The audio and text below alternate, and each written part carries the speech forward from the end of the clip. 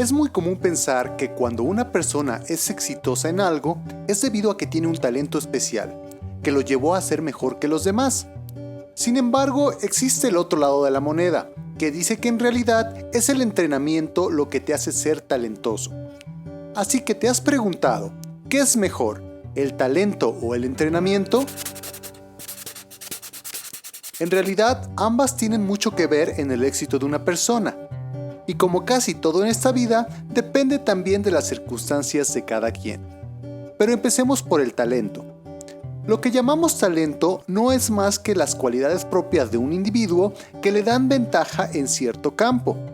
Un ejemplo muy simple son los deportes, donde dependiendo de tus características fisiológicas, podrás tener un mejor rendimiento dependiendo del deporte en el que estés compitiendo.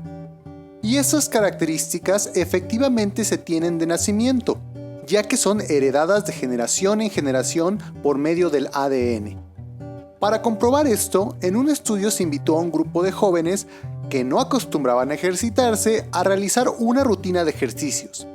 Después de un par de meses de entrenamiento, obviamente algunos fueron mejores y otros peores. Lo interesante fue que al analizar su código genético, aquellos que tenían códigos parecidos también tenían rendimientos similares en el ejercicio. Pero ¿qué pasa cuando no solo hablamos de músculo? Ya que no todos tienen el sueño de ser medallista olímpico.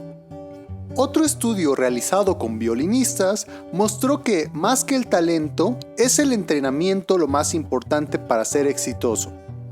En el estudio se dividió a los músicos en 3 grupos: los que solo se graduaron, los que eran buenos y los de clase mundial.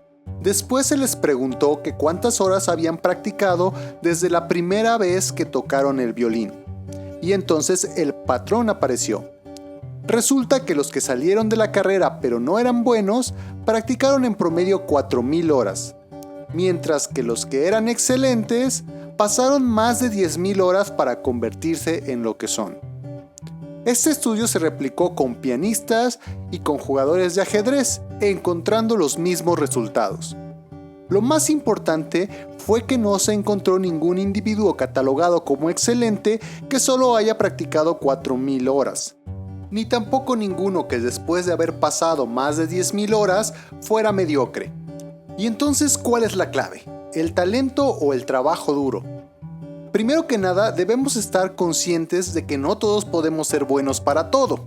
Por ejemplo, no importa qué tan bueno sea rebotando un balón, si mido 1,50 nunca estaré en la NBA. Segundo, el talento está sobrevalorado. La mayoría de las personas que vemos como talentosas en algo es porque dedican más tiempo específicamente a eso que a otras cosas. Un ejemplo común son los que sacan 10 en matemáticas, mientras que los demás reprueban. Una diferencia importante es que la mayoría de los que reprobaron dedican tiempo a otras actividades como reuniones, deportes o andar de fiesta, en vez de hacer ejercicios extra de cálculo. Así que mientras tú llegas al día del examen desvelado por estudiar toda la noche, ellos llegan como si nada, ya que durante el semestre trabajaron más que tú, que andabas echando el fut con tus cuates, y solo dedicaste una noche a los ejercicios. Finalmente, y lo más importante, es que si ya eres suficientemente bueno, la práctica es lo que te hará ser excelente. Es decir, muchas personas, talentosas o no, pueden entrar a la escuela de música, hacer un doctorado o ser parte del equipo de fútbol. Pero la práctica deliberada, más allá de lo necesario y enfocado exclusivamente en ser mejor, te hará sobresalir en cualquier campo. ¿Tienes una pregunta interesante que te gustaría ver en este canal? Déjala en los comentarios. Suscríbete y no olvides practicar mucho.